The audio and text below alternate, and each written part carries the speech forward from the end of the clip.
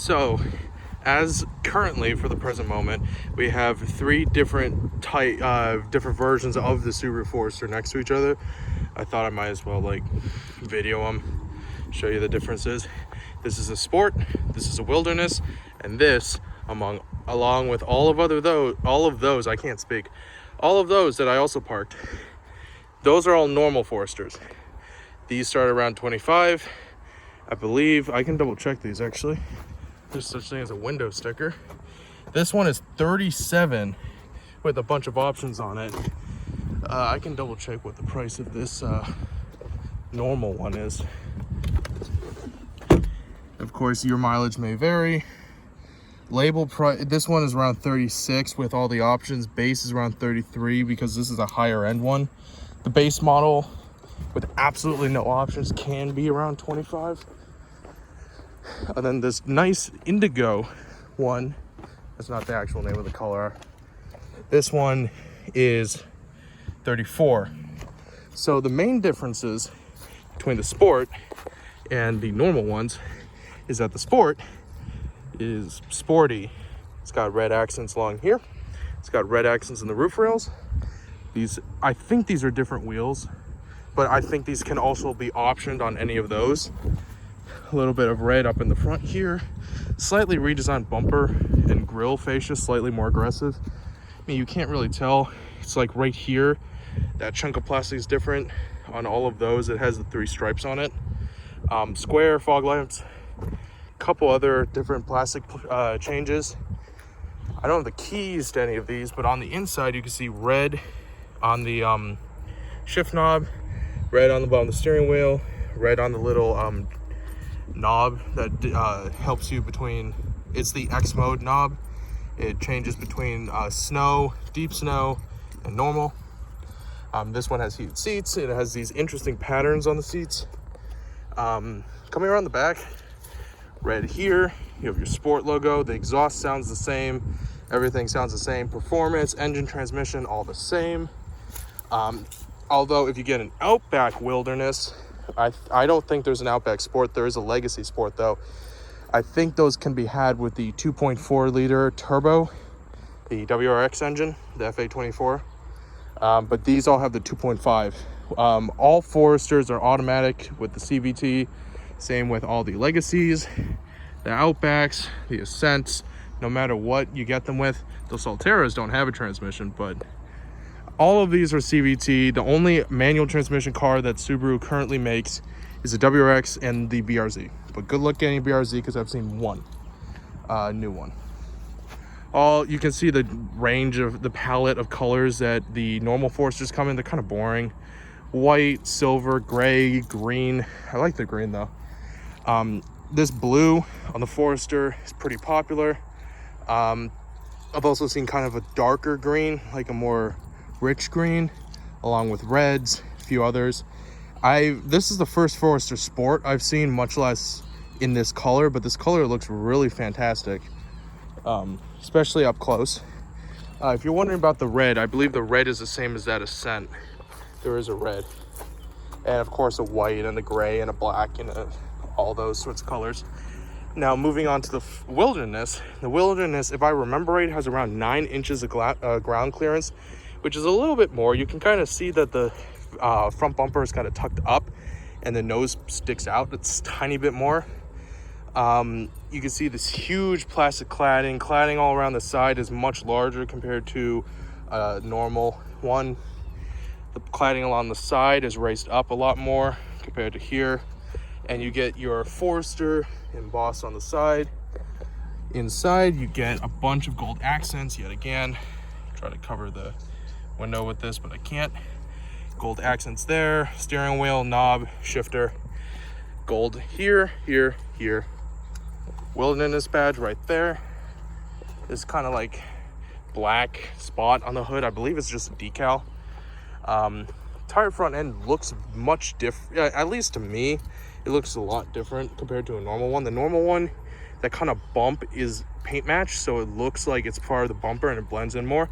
This, it juts out far more and the line is way more pronounced. This one actually does have lane keep assist. You can see these plastic. That's to warn you of not lane keep assist, I'm sorry, blind spot monitoring. So if there's a car right there, this lights up, so you know. I mean, that's most of the stuff when it comes to the wilderness. I think there are some software changes that help you with off-roading. And of course, it has these smaller, but still, yeah, kind of utilitarian. They are not Steelies. They are alloy wheels. They're just kind of made to look like Steelies. These are 17-inch. These, I believe, are 18 inches. And wheel sizes usually vary between 17 and 18 on the normal ones. And then around the back, all of them have the exact same exhaust setup. You can see right there. The back bumper is kind of pretty much the same, along with the rear tailgate. You have your wilderness badge there. This is all plastic though. While on there and there, it's still a plastic panel, but it's paint matched at least. On that one, it's black though. I've been rambling for 6 minutes about Foresters. And a normal Forester is a normal Forester. Nothing special to it. Sure is an SUV. Sure is a car. I will say though, these Foresters are more capable than you would think when it comes to off-road. Like, I would say, let's say a Wilderness. I've gotten one of these up on 3 wheels before.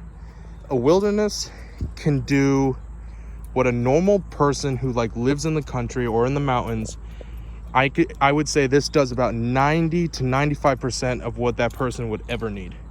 I think the only way you could get one of these stuck is if you're going over a huge obstacle that wouldn't be able to clear, or if you just lost traction, because it is a chance, because these are kind of like beefier all-terrain tires.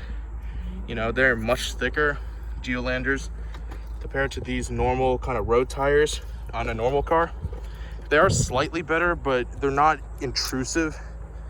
What I mean by that is, like, you don't hear these as you go down the road. They aren't like you hear a Jeep going by with huge wheels on it, and you can hear the tires over the engine. It's not like that. This isn't bad when it comes to road noise, but on the downside, it won't do as good as a purpose-built off-roading tire. But I will say, way more capable than you would think. You need to get to somewhere, if there is a trail, gravel road, anything like that, I bet you that this thing, if you are good at what you're doing, this thing will get you there at least most of the way, and maybe even get you back. And I will say that it does have a dedicated tow hook right under here. You can see where it says tow hook. I'm not sure. Yeah, there is one there, but it's more hidden. I believe there is also a tow hook on the back of the car. You can double check that. Well, I'm not sure. There probably is one like hidden under the bumper, but it's not pronounced. I've been rambling for a long time. I gotta go fill a car with gas.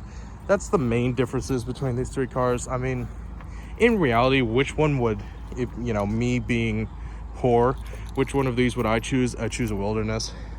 Just because I don't know what it is. It's not even that much higher than a normal one, but it just gives you so much more confidence, and it is a lot more, it's a lot more rewarding to you, especially if you are going to go on gravel, that sort of thing. You will have more confidence with one of these. However, it is a lot more expensive than one of those in a lower trim. There is one somewhere in this row that is around 25, 26 grand, which is insanity to me.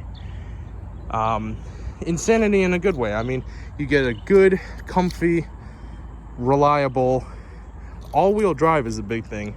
SUV for 25 grand, that is not bad. It is boring though, and it's not that quick. I mean, if you want to read spec sheet, 2.5 liter dual overhead cam Super Boxer engine, CVT with 7-speed manual shift mode. It doesn't really work all that well.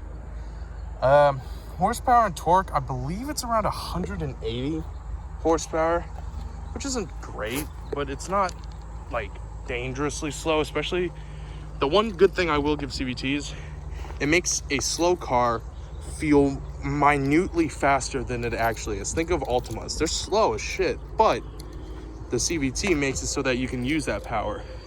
This is kind of the same, but I wouldn't race this, obviously. It may call itself a sport, but you get red accents, and that's about it. Anyway, that's the main differences between these. I don't know, I thought it would be interesting since they're all lined up here, and I've been ranting for 10 minutes about 3 basically identical cars.